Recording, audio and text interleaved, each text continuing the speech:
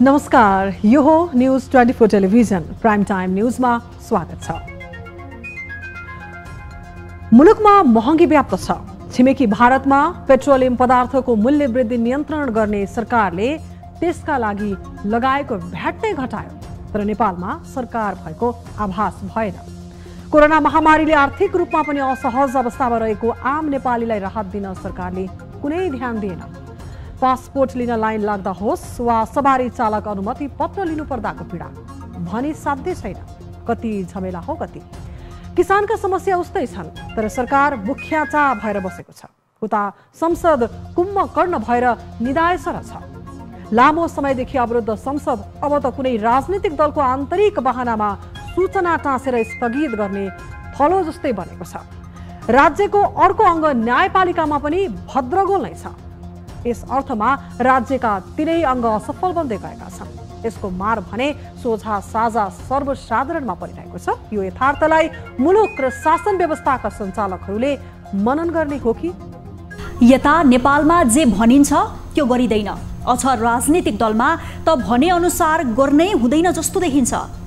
त्यसैले त नेताहरू जे भन्छन् त्यो गर्दैनन् अनि जे गर्छन् त्यो भन्दैनन्। सन्दर्भ नेपाली कांग्रेसको हो।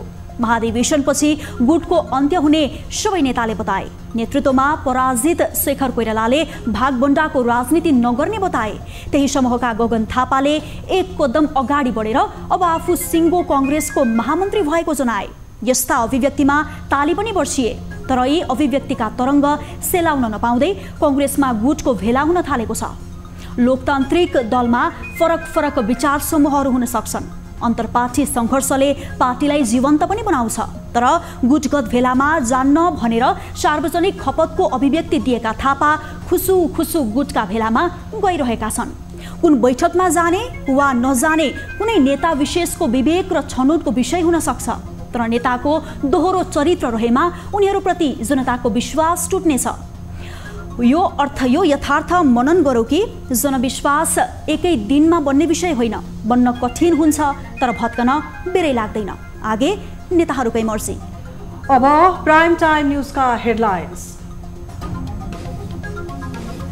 जनता अप्ठ्यारो परेका बेला राज्यका तीनै अङ्ग निकममा बन्दै। बैठक नबस्दा प्रतिनिधि सभा निष्प्रभावी। न्यायपालिकामा भद्रगोल यथावत। आफ्नै न्यूनतम कार्यक्रम पनि भुल्दै सरकार। कोरोनाको तेस्रो लहरको जोखिम बढिरहँदा देशभर चिकित्सक अभाव। दरबन्दी भए पनि 200 चिकित्सक छैनन्। विश्व स्वास्थ्य संगठनको मापदण्ड भन्दा नेपालमा स्वास्थ्य कर्मीको संख्या निकै कम। पदहरूको पनि विज्ञापन गरेर माग्न सकेको अवस्था छैन। केही दिन अघिको हिउँदे झरीबाट इटा उद्योगहरूमा करोडौं रुपैयाँको क्षति। बिमाको व्यवस्था मिलाइदिन उद्योगीहरूको सरकारसँग माग। इन्सुरेन्स कम्पनीहरू हाम्रो काँचो इटालाई इन्सुरेन्स गर्न उहाँहरू आकर्षित हुनु भएको छैन। महाधिवेशन सकिएको महिना नपुग्दै गुटगत राजनीतिमा रमाउँदै कांग्रेस। गुटको भेलामा नजाने घोषणा गरेका गगन थापा पनि प्यानलको बैठकमा सरिक। केन्द्रीय सदस्य मनोनयनमा शेखर कोइरालाले उठाए मापदण्डको प्रश्न। गुटको अनि विमला निधि कुन गुटको? र अख्तियारद्वारा गैर कानुनी सम्पत्ति आर्जन गरी भ्रष्टाचार गरेको अभियोगमा वन निर्देशनालय धनगढीका निर्देशक हेमराज विष्ट विरुद्ध विशेष अदालतमा मुद्दा दायर। 6 करोड 87 लाख भ्रष्टाचार गरेको आरोप।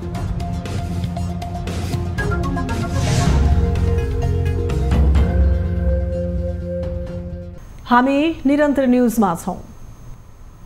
गठबन्धनको सरकार बनेको लामो समय बितिसक्दा समेत राज्यका महत्त्वपूर्ण 3 अङ्गले प्रभावकारी रूपमा काम गर्न सकिरहेका छैनन्। व्यवस्थापिका, न्यायपालिका र कार्यपालिका लामो समयदेखि बन्धक जस्तै छन्। तीनवटै अङ्गले काम गर्न नसक्नुको दोष सत्तारूढ दलले प्रतिपक्षी दललाई लगाइरहेको छ। तर विपक्षी दल भने गठबन्धनको निकम्मापनका कारण यस्तो समस्या आएको आरोप लगाउँछ। एक रिपोर्ट। सर्वोच्च अदालतको असार 28 गतेको फैसलापछि पूर्ववर्ती केपी ओली नेतृत्वको सरकारलाई विस्थापित गर्दै नेपाली कांग्रेसका सभापति शेरबहादुर देउवाको नेतृत्वमा 5 दलीय गठबन्धनको सरकार बन्यो। 5 दलमा नेपाली कांग्रेस, नेकपा माओवादी केन्द्र, नेकपा एकीकृत समाजवादी पार्टी, जनता समाजवादी पार्टी र राष्ट्रिय जनमोर्चा रहेका छन्। यद्यपि राष्ट्रिय जनमोर्चा सरकारमा सहभागी छैन। सरकार बनेको लामो समयसम्म मन्त्री परिषद विस्तार गर्न नसकेको गठबन्धन सरकार दिन प्रतिदिन अलोकप्रिय बन्दै गएको विपक्षी दलको आरोप छ। गठबन्धनको सरकार बनेदेखि राज्यका प्रमुख 3 अङ्ग व्यवस्थापिका, न्यायपालिका र कार्यपालिकाले प्रभावकारी रूपमा काम गर्न नसकेको एमालेको आरोप छ। संघीय संसद 9औं अधिवेशनदेखि अहिलेसम्म बन्धक बनिरहेको छ। सर्वोच्च अदालतमा प्रधान न्यायाधीश चोलेन्द्र शमशेर राणाको राजीनामा मागलाई लिएर करिब 3 महिनादेखि पूर्ण रूपमा न्याय सम्पादन हुन सकिरहेको छैन। यता महिनै पछि भइरहेका सत्तारूढ दलका महाधिवेशनका कारण कार्यपालिकाले पनि प्रभावकारी रूपमा काम गर्न सकेको छैन, जसका कारण गठबन्धन सरकार आफैले अगाडि सारेको सरकारको न्यूनतम साझा कार्यक्रम पनि कार्यान्वयनमा आउन सकिरहेको छैन। न्याय क्षेत्र नै अहिले एक खालको चाहिँ अधमरो जस्तो राम्रोसँग फङ्सनमा छैन। पार्लियामेन्ट त्यस्तै छ, व्यवस्थापिका पनि अब फङ्सनमा छैन। कार्यपालिका त जस्ट अब यसो धान्ने हिसाबले दलीय गठबन्धनलाई मन्त्रालय बाँडफाँड गर्दै भाग पुर्याउनको लागि गठबन्धनका मान्य सदस्य पाएसम्म सबैलाई मन्त्री बनाउने ठाउँमा उभिरहनु भएको छ। तर सत्तारूढ दल नेपाली काङ्ग्रेसका नेता 3वटै अङ्गका नेतृत्वकर्ताले जिम्मेवारपूर्वक काम गर्न नसक्दा यस्तो अवस्था आएको तर्क गर्छन्। सत्तारूढ दल, विपक्षी दल र जिम्मेवार निकायका नेतृत्वकर्ताले आफ्नो कर्तव्य भुलेको उनीहरूको भनाइ छ। तिनै ठाउँमा आफ्नो जिम्मेवारीको बोध नभए मान्छेहरू हो कि जस्तो लाग्छ। जस्तै नेतृत्वको जिम्मेवारी बोध हुनुपर्छ, चाहे त्यो सत्तापक्ष होस् चाहे प्रतिपक्ष। संसद भनेको अझै प्रतिपक्ष हो भन्छौँ नि हामी, तर संसदमा प्रतिपक्षले अवरोध गर्छ भनेपछि त्यो गैर जिम्मेवारीपन हो। त्यस्तै गरी न्यायपालिका भन्ने नेतृत्व छ, त्यहाँ नेतृत्वले न्यायपालिका चलाइराखेका सकेका छैन भने त्यहाँ पनि नेतृत्वको गैर जिम्मेवारीपन र अकर्मण्यता हो भन्ने मलाई लाग्छ। कार्यपालिकाले अब ती सञ्चालन नभएका व्यवस्थापिकालाई समन्वय गरेर सञ्चालन गर्न नसक्नु। त्यस्तै सत्तारूढ अर्को दल नेकपा एकीकृत समाजवादी पार्टीका नेता पनि एमालेका कारण नै 3वटा निकायले काम गर्न नसकेको दाबी गर्छन्। 2 पटक प्रतिनिधि सभा विघटन गरेको एमाले अहिले पनि संसदलाई असफल बनाउने रणनीति लिएका कारण समस्या आएको उनीहरूको दाबी छ। यो कसका कारणले यहाँहरूले बुझ्नु भएको छ नि, संसद चल्न नदिने एमाले, दोष लगाउने अरूलाई, यो न्यायालयकै सन्दर्भमा पनि यो न्यायालयको समस्या समाधान गर्न पर्यो भनेर जाने मान्छेहरूसँग त्यहाँ भएका सबै न्यायाधीशलाई कारवाही गर्नुपर्छ भनेर भन्ने एमाले अध्यक्ष, दोष दिने अरूलाई। संसदलाई प्रभावकारी बनाउने र व्यवस्था जोगाउने भन्दै सडकदेखि सदनसम्म चर्को नारा लगाएकै बलमा वर्तमान सरकार बनेको हो। तर सुविधाजनक मतमा बनेको देउवा नेतृत्वको सरकारले पनि प्रभावकारी रूपमा काम गर्न सकिरहेको छैन, जसका कारण गठबन्धन सरकार बनेको लामो समय बितिसक्दा समेत जनजीवनमा तात्विक फरक पर्न सकेको छैन। त्यसैले सत्ता गठबन्धनले दलीय स्वार्थभन्दा माथि उठेर राष्ट्रहितमा काम गर्न आवश्यक छ, अन्यथा व्यवस्था बचाएर जनजीविकामा परिवर्तन ल्याउने गठबन्धनको नारा कागजमै सीमित हुने निश्चित छ। न्युज 24 टेलिभिजनका लागि क्यामेरामा कान्छा डङ्गोलको साथमा सरोज बस्यालको रिपोर्ट। प्रधानमन्त्री शेरबहादुर देउवाले देश र जनताको अपेक्षा अनुसार तीव्रताका साथ काम गर्न निर्देशन दिनुभएको छ।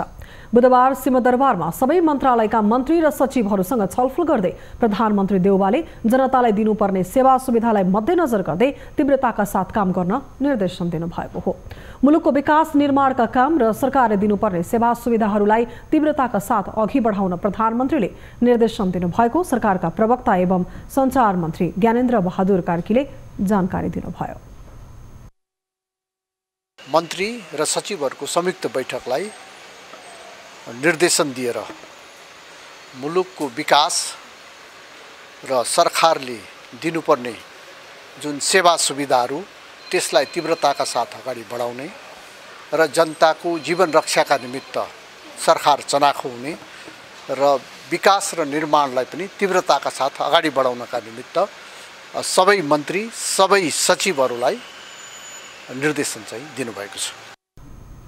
छलफलमा अर्थतन्त्रको पछिल्लो अवस्था, पुँजीगत खर्चको अवस्था र सार्वजनिक सेवाका विषयमा प्रधानमन्त्रीले जानकारी लिनुभएको थियो। मुलुक कोरोना भाइरसको तेस्रो लहरको जोखिममा रहेका बेला देशभर चिकित्सक अभाव छ। त्यसै पनि नेपालमा डाक्टरको दरबन्दी नै कम छ। तर भएकै दरबन्दीमा पनि देशभरमा करिब 200 चिकित्सक छैनन्। एक रिपोर्ट।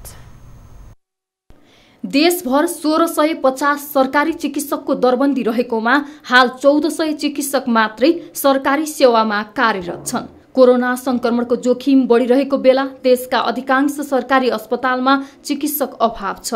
विश्व स्वास्थ्य संगठनको मापदण्ड अनुसार नेपालमा जनसंख्याको अनुपातमा चिकित्सकको संख्या अत्यन्त न्यून छ। सरकारले सबै नागरिकलाई स्वास्थ्य उपचारको सहज पहुँचमा पुर्याउने भने पनि स्वास्थ्य क्षेत्रमा 26 वर्षदेखि जनशक्ति थपिएको छैन। त्यसैले सरकारी अस्पतालमा न्यूनतम संख्यामा पनि चिकित्सक छैनन्।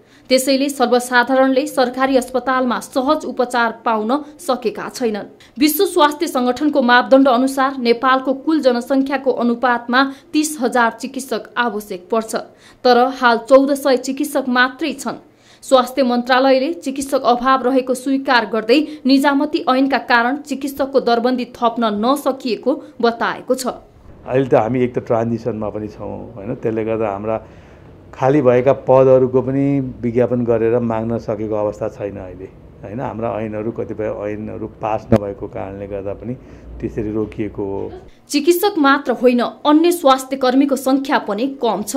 यति बेला स्वास्थ्यतर्फको जनशक्ति 32,100 छ। यो संख्या 52,000 स्वास्थ्य स्वयंसेवीका बाहेक हो। जनसंख्याको अनुपातमा उपलब्ध जनशक्ति कुल आवश्यकताको 1/3 मात्र भएको विज्ञहरूको भनाइ छ। तर स्वास्थ्य मन्त्रालयले न आइओएम सर्वे गरेर दरबन्दी थप्न सकेको छ, न भएकै चिकित्सकलाई उसको विशेषज्ञता अनुसार स्थान दिएको छ। नेपाल सरकार अन्तर्गत कार्यरत रहेका चिकित्सकहरूको पनि यो समायोजनको समस्याले गर्दाखेरि चाहिँ एक ठाउँमा खुम्चिएर बस्नु परेको छ। स्थानीयमा समायोजन भएको चिकित्सक जुन पहिला स्थानीय सरकार अन्तर्गतको अस्पताल थियो, उहाँहरूले MBBS पढ्नुभयो, MD गरिसकेपछि DM गरिसकेपछि जुन उहाँले जानेको सेवा सुविधा दिने अवसरबाट उहाँहरूलाई वञ्चित गराइयो। किनभने समायोजनको नयाँ ऐनले चाहिँ उहाँहरूलाई त्यही संस्थामा खुम्चाएर राखिरहेको छ। विश्व स्वास्थ्य संगठनको मापदण्ड अनुसार प्रति 10,000 जनसंख्यामा 3 जना चिकित्सक सहित 23 स्वास्थ्यकर्मी आवश्यक पर्छ। हाल नेपालमा एक चिकित्सकको भागमा 23,000 बढी मानिस पर्छन्। नेपाल मेडिकल काउन्सिलमा 28,000 चिकित्सक दर्ता छन्। ती मध्ये 4,000 निजी स्वास्थ्य संस्थामा कार्यरत छन्। केही विदेश पलायन भएका छन्। सरकारसँग भएको स्वास्थ्यको जनशक्ति सामान्य अवस्थामा समेत अपुग छन्। झन कोरोना महामारीको जोखिमलाई हेर्दा ठूलो संख्यामा चिकित्सक तथा स्वास्थ्य कर्मीको दरबन्दी थप्न ढिला भइसकेको छ। क्यामेरामा सुनिल गुरुङका साथ टिभी जर्नलिस्ट रिया भण्डारी, काठमाडौँ। हामी निरन्तर न्यूजमा छौं। चिकित्सा शिक्षा आयोगको निर्देशन विपरीत अतिरिक्त शुल्क माग्दै आएको विराटनगर स्थित नोबेल मेडिकल कलेजमा विभिन्न विद्यार्थी संघ संगठनहरूले तालाबन्दी गरेका छन्।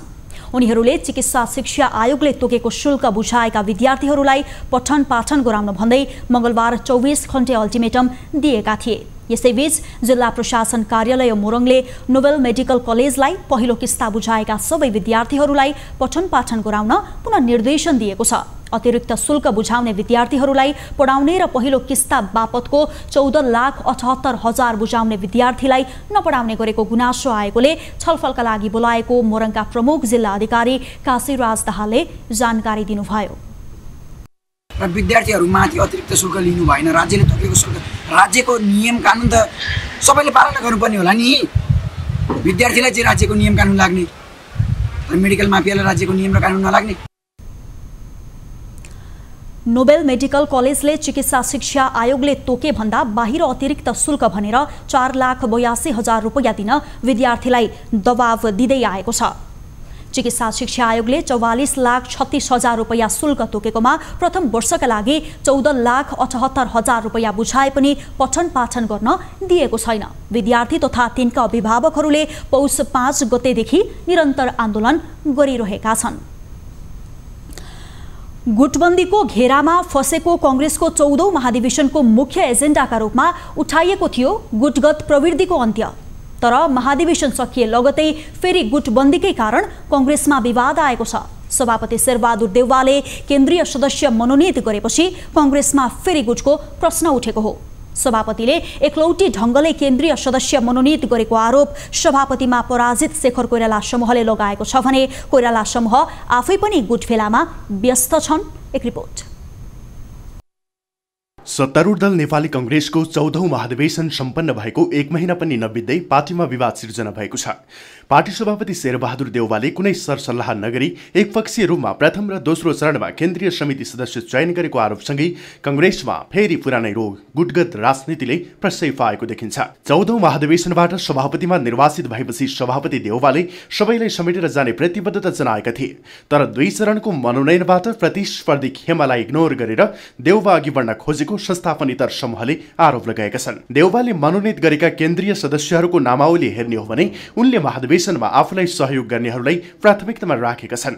देउवाको यो कदमले संस्थापनेतर पक्ष भने चिडिएको छ। यसै बहानामा गुटबन्दीको अन्त्यको वकालत गरेको शेखर कोइराला समूहलाई पनि गुट भेलाका लागि बाटो खुलायो। देउवाको कदमप्रति असन्तुष्टि जनाउने न्यूमै यो समूहले लगातार गुटगत बैठक बस्न भ्याए। आफ्नो भेलामा कोइरालाले सभापति देउवाले पार्टीमा आफ्नो लायक र डिसलायकबाट व्यक्तिको छनौट गरे पार्टीमा दुर्घटना निम्तिने दाबी गरे। सभापतिको लाइक र डिसलाइकबाट व्यक्तिको छनौट भए पार्टीमा दुर्घटना हुन सक्छ भन्ने कुरा तपाईहरुको माझमा राख्न चाहन्छु। विधि र विधान बाहिर गएर गरिने सबै कामहरू बन्द गर्न हामी एक डिक्का भएर प्रयत्न गर्न जरुरी छ। महाधिवेशनपछि कांग्रेसमा पुनः गुटगत राजनीतिक गतिविधि सुरु भए पनि राष्ट्रिय सभाको उम्मेद्वार चयन गर्दा पनि आफूहरूको सट्टा नेता रामचन्द्र पौडेल पक्षसँग छलफल गरेको भन्दै शेखर पक्ष असन्तुष्ट बनेको हो। देउवाले विधानको अधिकार प्रयोग गरे पनि राजनीतिक रूपमा प्रतिस्पर्धी समूहलाई फेलेर जाने नीति अंगीकार गरेको आरोप लागेको छ।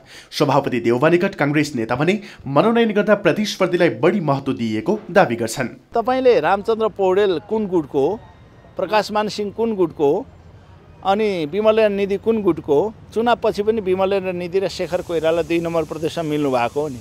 गुटको राजनीति गरेको भए त्यस्तो हुन्छ। सुजाता कोइराला अर्कै गुटबाट उठ्नु भएको हो नि।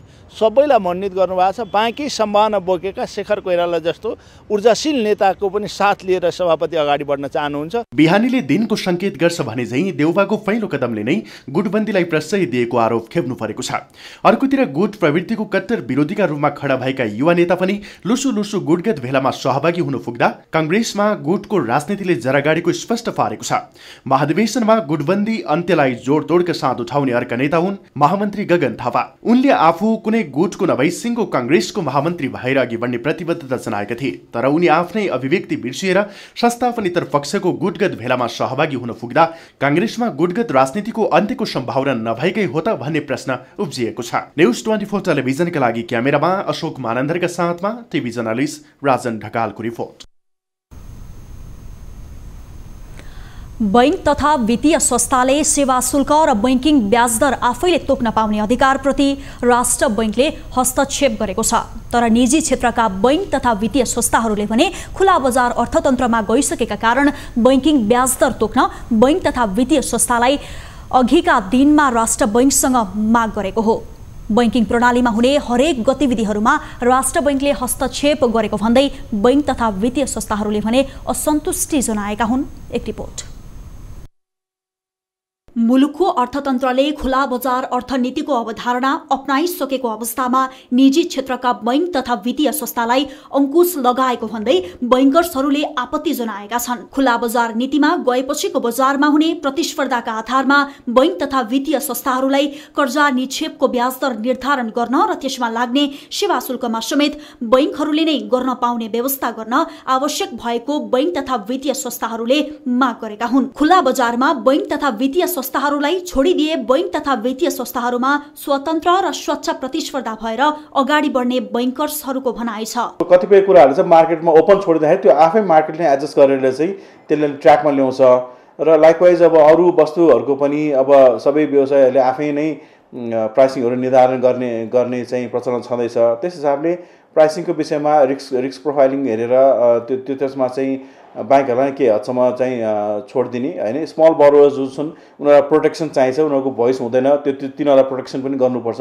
राष्ट्र बैङ्कको पुँजी वृद्धिको नीतिले बैङ्कहरूको पुँजी 4 गुणासम्म वृद्धि भएको छ। तर राष्ट्र बैङ्कबाट समेत सोही प्रकृतिको नियमन निर्देशनहरू आइरहेका कारण बैङ्कहरूको काम दिन प्रतिदिन झन्झटिलो हुँदै गएको बैङ्कर्सहरूको भनाइ छ। विज्ञहरूले बैङ्क तथा वित्तीय संस्थाहरूमा राष्ट्र बैङ्कले हस्तक्षेप भन्दा पनि नियमन गर्न खोजेको बताए। अहिलेको समयमा बैङ्क तथा वित्तीय संस्थाहरू बढी नाफामा केन्द्रित भएकोले राष्ट्र बैङ्कले हस्तक्षेप गरेको तर्क गरेका छन्। राष्ट्र बैङ्कको पनि चाहना के हुन्छ भने अर्थतन्त्र ग्रो गरोस्, रोजगारीका अवसरहरू सिर्जना हुन्, उत्पादन बढोस्, व्यवसाय बढोस् भन्ने हुन्छ। यसको प्रमुख एउटा ड्राइभिङ फोर्स भनेको ब्याज दर पनि हो। ब्याज दर चाहिँ निर्दिष्ट अवस्थामा रहँदा आर्थिक वृद्धि सहजीकरण हुन जान्छ, आर्थिक वृद्धिलाई सहयोग पुग्छ भनेर पनि अब केन्द्रीय ब्याङ्कहरूले ब्याज दरमा प्रत्यक्ष, कतिपय अवस्थामा धेरै अवस्थामा अप्रत्यक्ष, कतिपय अवस्थामा प्रत्यक्ष हस्तक्षेप गरेको देखिन्छ। पछिल्लो समय बैंकिङ प्रणालीमा देखिएको जटिल समस्या हो तरलता अभाव, जसको वृद्धिका लागि बैंक तथा वित्तीय संस्थाहरूले हर प्रयास गरिरहेका छन्, तर बजारलाई अहिले पूर्ण रूपमा नियन्त्रित गरेको भने देखिएको छैन। बैंकिङ प्रणालीमा निक्षेप संकलनका लागि अस्वस्थ प्रतिस्पर्धाका कारण राष्ट्र बैंकले हस्तक्षेपकारी भूमिका निर्वाह गरेको देखिएको छ।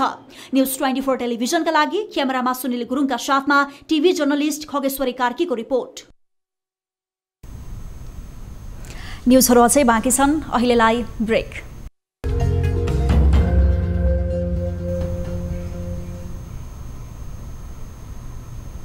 हामी निरन्तर न्यूजमा छौं। आधुनिक युगमा विकास तथा निर्माणका लागि अपरिहार्य छ इटा। भौतिक संरचना एवं पूर्वाधार विकासको काममा इटा अपरिहार्य छ। नेपालमा करिब 1500 इटा उद्योग छन्। प्रत्यक्ष रूपमा करिब 3 लाख मानिस इटा उद्योगमा कार्यरत छन्। तथापि नेपाली इटा उद्योगमा आफ्नै कथा र पीडा पनि छन्। एक रिपोर्ट। गत साता हिउँदे वर्षाले भट्टामा पोल्न राखेको करोडौंको काँचो इटा कामै नलाग्ने गरी गलायो। गलेको काँचो इटा लगातारको शीतलहर, चिसो र हुस्सुका कारण नसुकेपछि उद्योगीहरूले थप मर्का बेहोर्नु परिरहेको छ। यो एक सिजनमा एउटा इटा उद्योगको समस्या होइन, धेरैले भोग्दै आएको साझा समस्या हो। यस्तो समस्यामा पनि उद्योगहरूले न त राहत पाउँछन्, न राज्यको कुनै निकायबाट सहयोग नै। राहत र सहयोग भन्दा पनि उद्योगीहरू इटाको पनि बीमाको व्यवस्थाको टड्कारो आवश्यकता देख्छन्। हुन पनि इटाको बीमा सम्बन्धी व्यवस्था नहुँदा उनीहरूले बेला बेलामा करोडौंको नोक्सानी झेल्नु परिरहेको छ। केही दिन अघिको वर्षातले रूपन्देहीका 47 वटा इटा उद्योगमा गरी 3 करोड 15 लाख भन्दा बढी काँचो इटा नष्ट भयो। त्यहाँका 47 उद्योगमा पकाउन तयार पारिएको काँचो इटा कामै नलाग्ने गरी नष्ट हुँदा झण्डै 8 करोड रुपैयाँको क्षति भयो। 30 मिलिमिटर पानी पर्दाखेरि जुन अकल्पनीय र नसोचेको अवस्थामा थियो, यो पानी पर्दाखेरि रूपन्देही जिल्लामा 3.25 करोड इटा जति नोक्सान भएको छ। र यो अब यो तयारी हालतमा इटा र यसलाई गएर स्टक गर्ने र फेरि एकैचोटि भट्टामा राखेर पोल्ने अवस्थामा रहेको इटा, अब यो यसले नोक्सानी यति धेरै र ठुलो मात्रामा भयो कि अब यसले चाहिँ 1 महिना हामीलाई डिले गर्ने अवस्था ल्यायो। प्रोडक्सन भनेको मतलब अब नयाँ इटाको उत्पादन चाहिँ 1 महिना डिले हुन्छ। बेमौसमी वर्षातले उद्योगीले वर्षेनी यस्तो क्षति बेहोर्दै आएका छन्। बीमाका लागि पटक पटक पहल गर्दा समेत सरकार बीमा कम्पनीले बेवास्ता गरेको गुनासो उद्योगीको छ। त्यो क्षति हुँदै गर्दा धेरै बढी क्षति दिन पर्ने, उहाँहरू घाटामा जानुपर्ने भएर होला। त्यही पछि राज्यले त्यसलाई इन्फोर्स गरेर तपाईहरुले गर्नै पर्छ भन्ने जुन नियम लिएर आयो, त्यसपछि उहाँहरूले गर्नुभयो। त्यस्तै गरी नै हाम्रो इटा व्यवसायलाई हामी लगभग 5-6 वर्ष भइसक्यो नेपाली इटा उद्योग महासंघले पनि धेरै पटक अनुरोध गर्दा इन्स्योरेन्स कम्पनीहरू हामीप्रति इन्स्योरेन्स गर्न आउनु भएको छैन र राज्यले यसलाई तपाईहरुले गर्नै पर्ने बाध्यकारी अवस्थामा लयो भने मात्रै इन्स्योरेन्स कम्पनीले इन्स्योरेन्स गर्लान् भन्ने जस्तो लाग्छ। इटा उद्योग 4 महिना मात्र पूर्ण सञ्चालनमा आउँछन्, वर्षातको समयमा बन्द हुन्छन्। त्यसैमाथि बेमौसमी वर्षाले वर्षेनी क्षति पुग्दा उद्योगी झनै समस्यामा परेका छन्। रूपन्देहीमा मात्रै इटा उद्योगमा करिब 10 अर्ब रुपैयाँको लगानी छ। त्यस्तै पीडाको अवस्था धादिङमा पनि छ। धादिङमा 33 वटा इटा भट्टा मध्ये हाल 23 वटा सञ्चालनमा छन्। कोभिड र त्यसले निम्ति आएको निषेधाज्ञा लगायतले 10 वटा भट्टा बन्द भएका छन्। लामो समयपछि गति लिन लागेको इटा भट्टामा 3 दिनको वर्षाले समस्यामा परेका छन्। हरेक भट्टालाई 15 लाख बराबर क्षति पुगेको छ। प्रत्येक इटा उद्योगलाई पिस सिस्टममा भन्ने हो भने तपाईको प्रत्येक इटा उद्योगलाई 15 लाख पिस काँचो इटाहरू क्षति भएको छ प्रत्येक एउटा इटा उद्योगमा। र आर्थिकको हिसाबले हेर्ने हो भने तपाईको 1 करोडको हाराहारीमा क्षति भएको छ। भट्टामा पोल्न ठिक्क पारेर राखेको काँचो इट्टामा पानीले नोक्सान पुर्याएपछि भट्टा बन्द भएका छन्। नोक्सानी लागेर भट्टा बन्द हुँदा मजदुरहरूको बेचल्य भएको छ। 2 हप्तासम्म बसेर खानु पर्यो, काम त छैन यहाँ। अब त्यही हो सबैले यस्तै खाने पिउने घुम्ने त्यही हो, काम सामग्री पनि छैन। जिल्लाभरमा करिब 4 करोड रुपैयाँको क्षति भएको अनुमान छ। उता रौतहटको अवस्था अझ भयानक छ। रौतहट इटा व्यवसायी संघका अनुसार जिल्लामा 162 वटा इटा भट्टा मध्ये 115 वटा सञ्चालनमा छन्। वर्षाका कारण काँचो इटा नष्ट हुँदा जिल्लाभर 7 करोड भन्दा बढीको नोक्सानी बिहोर्नु परेको छ। त्यहाँ त भट्टामा इटा पोल लगाइएको आगो निभाउनु परेको व्यवसायीहरू बताउँछन्। अस्ति आएको वर्षाले गर्दाखेरि 30-35 लाख इटा चाहिँ गलेर नष्ट भयो। तर जिल्लाभरिमा चाहिँ के छ भने 7 करोडदेखि 8 करोडसम्म क्षति भएको छ। अझ भने यो शीतलहरले गर्दाखेरि इटा नसुकेर अझ चिम्नी ठप्प हुने अवस्था भएको छ। वर्षाको पानीले नोक्सानी बिहोरेका इटा उद्योगीहरू हुसु र शीतलहरले झन मर्कामा परेका छन्। जिल्लामा गएको शुक्रबारदेखि राम्रोसँग घाम लागेकै छैन, जसका कारण वर्षाबाट नगलेका इटा पनि सुक्न पाएका छैनन्। यसले चाहिँ ठुलो बेफाइदा गरेको छ। अब इटा बनाउनै सकिरहेको छैनौँ होइन। जमिन देखिरहनु भएको छ होइन, चिसो छ। अब यो जमिन चिसो भएपछि इटा बनाउन चाहिँ सम्भव हुँदैन होइन। सम्भव नभइसकेपछि यो इटा बन्न चाहिँ रोकिरहेको अवस्था हो। आफूले मेहनत गरेर बनाएको इटामा नोक्सान पुगेपछि ज्याला पनि नपाउने हो कि भन्ने चिन्ता मजदुरलाई छ। पानी आगे काशी हमनी के उठा सकली है न। अब कथी था जे मेघ है कि कथी है हमनी के मालूमे न भेल। न त हमनी के सुखल भरी उठा देती त सावक न दिक्कत होती। व्यवसायीहरूले आफूहरूले कारोबारका आधारमा राज्यलाई करोडौं कर तिर्ने गरेको जनाउँदै आफ्नो व्यवसायलाई जोखिमबाट बचाइदिन माग गरेका छन्। वर्षाले हाम्रो जिल्लाभरि धेरै क्षति पुगेको छ। राज्यले हामीलाई यसको क्षतिपूर्ति दिनुपर्छ। साथै हामीले तिर्ने कर पनि मिना गर्नुपर्छ। नेपाल इटा उद्योग महासंघका अनुसार करिब 1500 भन्दा बढी इटा उद्योगहरू सञ्चालनमा रहे पनि त्यसमध्ये जम्मा 463 उद्योगहरू मात्र महासंघमा आबद्ध छन्। ठूलो लगानीलाई जोखिममुक्त बनाउन उनीहरूको बीमाको मागलाई सरकारले गम्भीरतापूर्वक लिन आवश्यक देखिन्छ।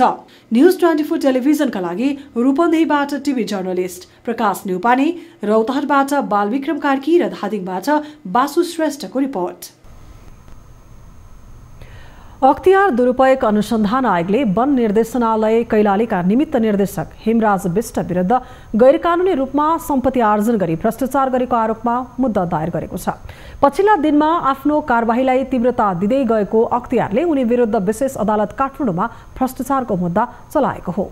एक रिपोर्ट। सुदूरपश्चिम वन निर्देशनालय धनगढीका निमित्त वन निर्देशक हेमराज विष्टले 6 करोड 87 लाख 57,080 रुपैयाँ 60 पैसा भ्रष्टाचार गरेको अख्तियारको आरोप छ।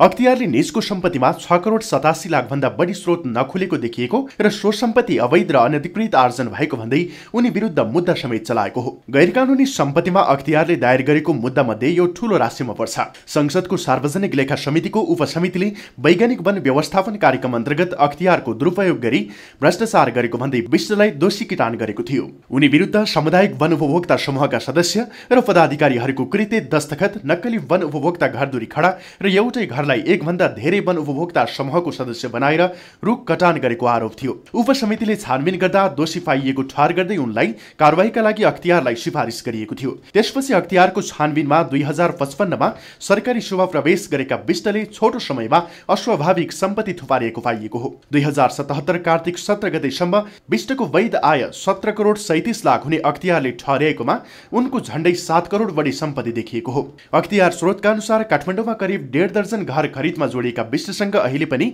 3वटा घर छन्। उनको काठमाडौँमा अस्वाभाविक जग्गा जमिन पनि देखिएको छ। बिष्टले भ्रष्टाचार गरी आर्जन गरेको सम्पत्ति पत्नी रुबी जीसी बिष्टको नाममा घर जग्गा तथा ब्याङ्क खाता राखेको भेटिएको अख्तियारले जनाएको छ। अख्तियारले रुबी विरुद्ध पनि भ्रष्टाचार मुद्दा चलाएको छ। अख्तियारले संसदीय समितिको सिफारिसका आधारमा छानबिन सुरु गरेर यो प्रकरणलाई अघि बढाएको हो। तर व्हाइट बडी सहितको बहुप्रतीक्षित अरबौं रुपैयाँका भ्रष्टाचार काण्डहरूमा भने अझै छानबिन गरी दोषीलाई कारवाही हुन सकेको छैन। अख्तियारको कदम अब राजनैतिक आडमा भएका ठूला भ्रष्टाचारतिर पनि लाने हो कि? न्यूज 24 टेलिभिजनका लागि टिभी जर्नलिस्ट समीर जोशीको रिपोर्ट। सरकारी स्वामित्वको दूरसञ्चार सेवा प्रदायक नेपाल टेलिकमले प्रदान गर्दै आइरहेको मोबाइल सेवा प्रभावकारी नभएको गुनासो सुनिँदै आएको छ। समयमा फोन नलाग्ने र लागिहाले पनि बुझ्दै नबुझिने समस्याले धादिङमा टेलिकमका सेवाग्राही आजित छन्। यतिसम्म कि सेवा स्तरहीन हुने र कामै नलाग्ने भए पनि बिल भने चढिरहने गरेपछि सेवाग्राही मर्कामा परेका हुन्। सेवाग्राहीले आफ्नो समस्याबारे उजुरी गर्न खोजे पनि कुनै अधिकारी जिम्मेवारी लिन भने तयार छैनन्। सेवाग्राहीको गुनासो सुनेर समाधानको खोजी नगर्ने टेलिकमले आफ्नो बबरमहल स्थित कार्यालयमा उजुरी गर्न सल्लाह दिने गरेको छ।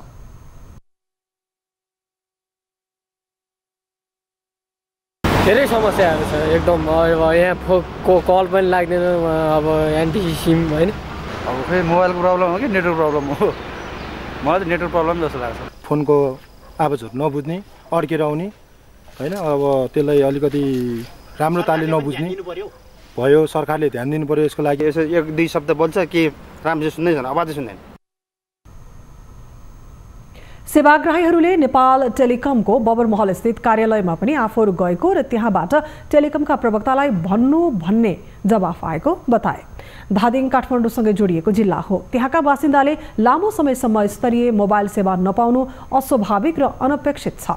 टेलिकमले आफ्नो सेवा प्रभावकारी बनाउन टालटुले होइन, दिगो समाधान खोज्नुपर्ने स्थानीयको माग छ।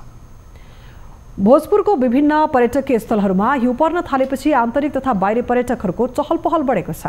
विशेष गरी भोजपुरको पर्यटकीय स्थानहरू सिलिचुङ, सुन्तले, टेम्के, सेल्मे चखेवा लगायतका क्षेत्रहरूमा हिमपात भएसँगै पर्यटकहरूको चहल पहल बढेको हो। एक रिपोर्ट। समुद्र सतहदेखि 3000 मिटर उचाइमा रहेको भोजपुर पश्चिमी टेम्के मयुङ गाउँपालिका चखेवामा हिउँ परेपछि यहाँको मनमोहक दृश्यले जो कोहीलाई पनि लोभ्याउँछ। यहाँ वर्षेनी हिउँ खेल्न आउने पर्यटकहरूको भिड लाग्ने गर्छ। मुन्दुङ पथमार्ग सँगसँगै यहाँको स्थानीय सरकार अथवा सम्बन्धित मान्छेहरूले, सम्बन्धित निकायहरूले अब हिउँ पर्छ कि पर्दैन, हिउँ पर्यो भने मात्रै पर्यटक भित्राउने, नभित्राउने भन्दा पनि पर्न सक्छ। त्यसो भएको हुनाले यसलाई व्यवस्थित बनाउनको लागि यहाँ चाहिँ स्टेहरू, होमस्टेहरूको होइन लगायत चाहिँ पर्यटकलाई आउँदाखेरि र प्रचार प्रसार व्यापक गर्नुपर्छ भन्ने लाग्छ। वाउ, कस्तो राम्रो ठाउँमा चाहिँ आइएछ भन्ने भयो। एउटा यो हिउँ मात्रै झरेको पनि नभएर होइन, अब हाम्रो चाहिँ अब यो प्रकृतिहरूसँग रमाउनु पाउँदा चाहिँ एकदम हाम्रो धेरै खुसी लागेको छ। अन्य बेला पनि पर्यटकहरूको चहल पहल हुने यस क्षेत्रमा हिमपात हुँदा पर्यटकको चाप झनै बढेको छ। नेपालको मध्य पहाडी लोकमार्गले छोएको हुनाले टाढा टाढाका पर्यटकहरू पनि यहाँ सहजै आउन सक्छन्। तर उचित होटलहरूको कमीको कारण पर्यटकहरूलाई समस्या परेको कतिपयको गुनासो छ। उहाँदेखि हामी आयौँ, एउटा बास बस्ने ठाउँ छैन, राम्रो खालको होटल छैन होइन। अब यति अग्लो ठाउँमा चाहिँ अब केही यस्तो बनाइदियोस्, मनोरञ्जन हुने खालको ठाउँहरू। अब विदेशतिर हो भने त यसलाई त धेरै राम्रो बनाउँथ्यो होला। मुदुङ पदमार्गको सुरुवाती बिन्दु पनि यस क्षेत्र अन्तर्गत पर्ने हुँदा आन्तरिक र बाह्य पर्यटकलाई विकास गर्न स्थानीय निकायले पनि योजना बनाएको टेम्के मयु गाउँपालिकाको भनाइ छ। मुदुङ पदमार्गमै हामीले धेरै लगानी गरेका छौँ।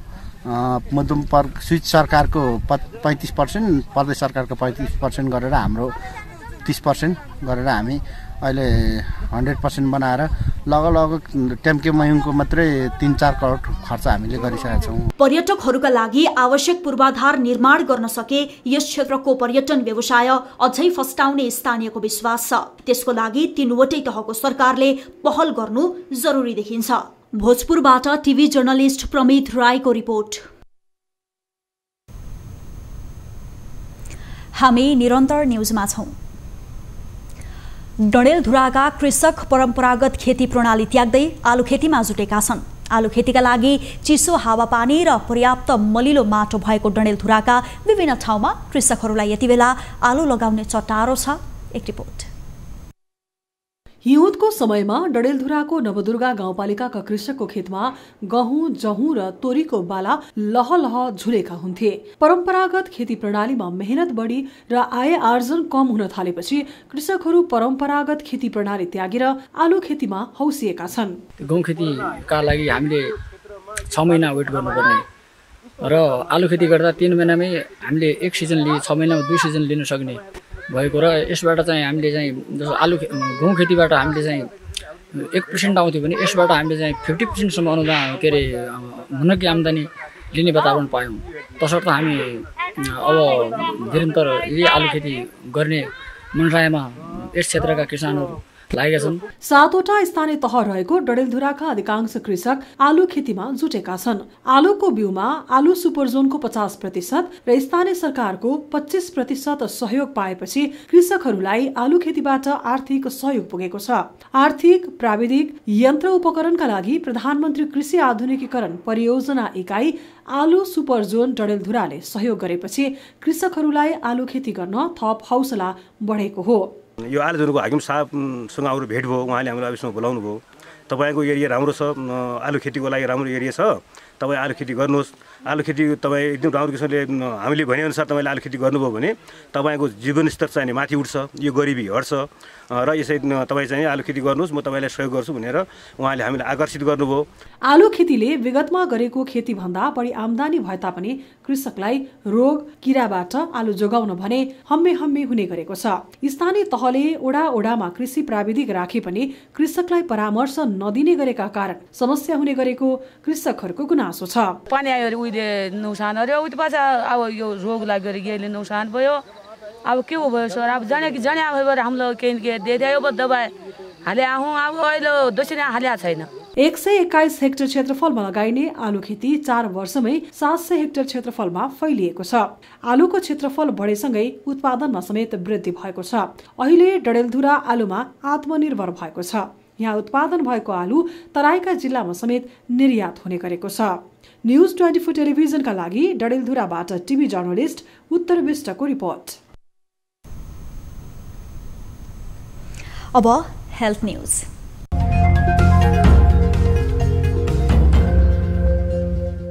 सीमा नाकाका जिल्लाहरूमा कोरोना संक्रमण बढेको छ। नेपालसँग सीमा जोडिएको भारतको उत्तर प्रदेश र बिहार लगायत राज्यमा कोरोना संक्रमण तीव्र रूपमा फैलिएपछि नेपालका सीमा नाकासँग जोडिएका जिल्लामा पनि कोरोना संक्रमण बढेको हो। भारतसँग सीमा जोडिएको वीरगञ्जमा संक्रमण बढेको तथ्याङ्कले देखाएको छ। वीरगञ्जमा पुस 8 गतेदेखि 20 गतेसम्म भारतबाट आएका मध्ये 18 जनामा संक्रमण देखिएको छ। वीरगञ्जमा 2 पटक पीसीआर गराएका मध्ये 13% संक्रमण देखिएको छ। त्यसैगरी भारतसँगै सीमा जोडिएको जिल्ला कञ्चनपुरमा पनि कोरोना संक्रमणको संख्या बढ्न थालेको छ। भारतमा कोरोनाको संक्रमण बढ्न थालेपछि नेपाल फर्किनेको संख्या बढेसँगै संक्रमण पुष्टि हुने दर बढेको हो। जिल्ला स्वास्थ्य कार्यालयका अनुसार कोरोनाका सक्रिय संक्रमितको संख्या 41 पुगेको छ। त्यसैगरी कोरोना संक्रमणकै कारण पाल्पा अस्पतालमा आकस्मिक बाहेकको सेवा बन्द भएको छ। अस्पतालमा कार्यरत चिकित्सक तथा कर्मचारीलाई कोरोना भाइरसको संक्रमण भएपछि इमर्जेन्सी बाहेकको सेवा बन्द भएको हो।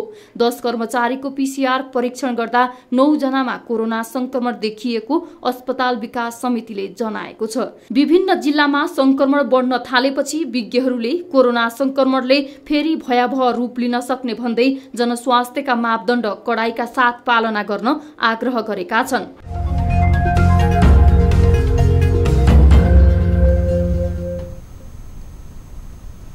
अब बिजनेस न्यूज।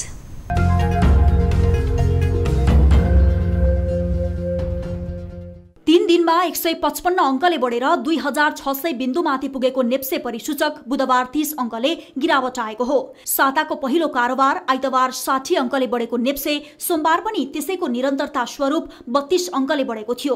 आइतबार र सोमबारको भन्दा मंगलबार नेप्से परिसूचक 63.1 अङ्कले बढेको थियो। तर बुधबार नेप्से परिसूचक 30.75 अङ्कले गिरावट आएर 2649.20 बिन्दुमा कायम भएको हो। त्यस्तै ठूला कम्पनीको शेयर मूल्य मापक गर्ने सेन्सिटिभ इन्डेक्स पनि 6.68 अङ्कले घटेको छ। बुधबार कारोबारमा आएका 236 कम्पनीको 95,59,429 किता शेयर किनबेच भएको छ। कारोबार रकम भने 4 अर्ब 62 करोड 15,98,583 पुगेको छ। मंगलबार 4 अर्ब 32 करोड 26,09,827 रुपैयाँको शेयर कारोबार भएको थियो। कारोबार रकम भने मंगलबारको तुलनामा बढेको छ। समयमै ऋण तिर्न नसकेपछि नेपाल वायु सेवा निगमको सम्पत्ति लिलामीमा हुने संकेत देखिएको छ। सरकार जमानतमा बसेर 6 वर्ष अघि नागरिक लगानी कोष र सञ्चय कोषबाट ऋण लिए पनि समयमै ऋण तथा किस्ता नतिर्दा वायु सेवा निगमको सम्पत्ति लिलामी हुने संकेत देखिएको हो। निगमले 2075 सालदेखि लगानी कोष र सञ्चय कोषबाट लिएको ऋणको किस्ता ब्याज कुनै बुझाएको छैन। ऋण तिर्नका लागि निगम व्यवस्थापनलाई दुई निकायले बारम्बार ताकेता गरे पनि निगमले चासो देखाएको छैन। निगमले 2वटा न्यारो बडी एउटा वाइड बडी जहाजका लागि यी दुई निकायबाट विभिन्न समयमा मात्रै 34 अर्ब रुपैयाँ ऋण लिएको छ। त्यस्तै चिनिया जहाज किन्दा लिएको 3 अर्ब 60 करोड समेत गर्दा निगमको दीर्घकालीन ऋण नै 37 अर्ब 60 रुपैयाँ छ। निगमले दुवै संस्थासँग 15 वर्षभित्र 60 किस्ता सहित 4वटै जहाजको ऋण तिर्ने सम्झौता गरेको थियो। न्यारो बडीको 17वटा किस्ता र वाइड बडीको नागरिक लगानी कोषतर्फको एउटा किस्ता बाहेक अरू किस्ता उसले तिरेको छैन।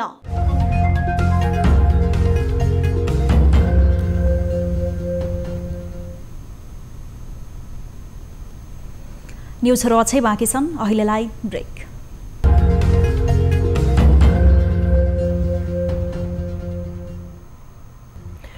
अब एउटा रोचक प्रसङ्ग। आइदा विश्वकै प्रथम रोबोट कलाकार हुन्। आर्टिफिशियल इन्टेलिजेन्स अर्थात् एआई को एल्गोरिदम प्रयोग गरेर निर्माण गरिएको यो यन्त्र मानवलाई संसारकै प्रथम रोबोट कलाकार मानिएको छ। उनी सेल्फी कला बनाउँछिन्। लन्डन स्थित डिजाइन्ड म्युजियममा उनले बनाएका कलाहरू प्रदर्शनीमा छन्। आफूलाई सृजनशील बन्न मन पराउने उनी मानिसलाई सोच्ने बनाउन रमाइलो मान्छिन्। मानिसलाई मन छुने सन्देश दिनु उनको उद्देश्य हो। ग्यालरी निर्देशक एडन म्यरले सन् 2019 मा निर्देशन दिएपछि युकेका डिजाइनर र इन्जिनियरहरू मिलेर आइदा बनाएका हुन्। आइदाले धेरै सफल प्रवृत्तिहरूतर्फ संकेत गर्छिन्। आफ्नो कलाकृति मार्फत प्रश्न राख्दै उनी भन्छिन् के तपाईहरू मबाट सन्तुष्ट हुनुहुन्छ? साथै कोनबर्ड स्थित पार्थियर स्टुडियोजमा आइदा आवश्यक कलाकार समेत हुन्। हामी निरन्तर न्युजमा छौं। अब 24 वेदर अपडेट।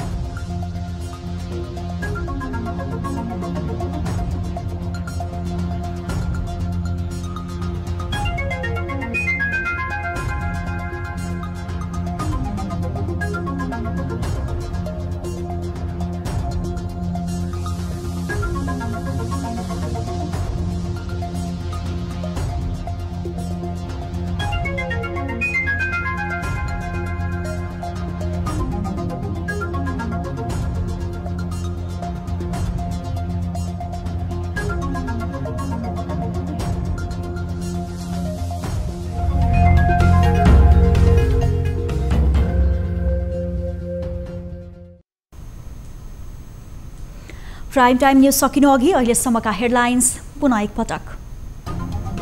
जनता अप्ठ्यारोमा परेको बेला राज्यका 3 अङ्ग निकममा बन्दै बैठक नबस्दा प्रतिनिधि सभा निष्प्रभावी, न्यायपालिकामा भद्रगोल यथावत, आफ्नै न्यूनतम कार्यक्रम पनि भुल्दै सरकार। कोरोनाको तेस्रो लहरको जोखिम बढिरहँदा देशभर चिकित्सक अभाव। दरबन्दी भए पनि 200 चिकित्सक छैनन्। विश्व स्वास्थ्य संगठनको मापदण्ड भन्दा नेपालमा स्वास्थ्य कर्मीको संख्या निकै कम। विज्ञापन गरेर माग्न सकेको अवस्था छैन। केही दिन अघिको हिउँदे झरीबाट इट्टा उद्योगहरूमा करोडौं रुपैयाँको क्षति। बीमाको व्यवस्था मिलाइदिन उद्योगीहरूको सरकारसँग माग। इन्सुरेन्स कम्पनीहरू हाम्रो काँचो इँटालाई इन्सुरेन्स गर्न उहाँहरू आकर्षित हुनु भएको छैन। महाधिवेशन सकिएको महिना दिन नपुग्दै गुटगत राजनीतिमा रमाउँदै कांग्रेस। गुटको भेलामा नजाने घोषणा गरेका गगन थापा पनि प्यानलको बैठकमा सरिक। केन्द्रीय सदस्य मनोनयनमा शेखरले उठाए मापदण्डको प्रश्न। अनि विमला निधि कुन गुटको र अख्तियारद्वारा गैरकानुनी सम्पत्ति आर्जन गरी भ्रष्टाचार गरेको अभियोगमा वन निर्देशनालय धनगढीका निर्देशक हेमराज विष्ट विरुद्ध विशेष अदालतमा मुद्दा दायर। 6 करोड 87 लाख भ्रष्टाचार गरेको आरोप।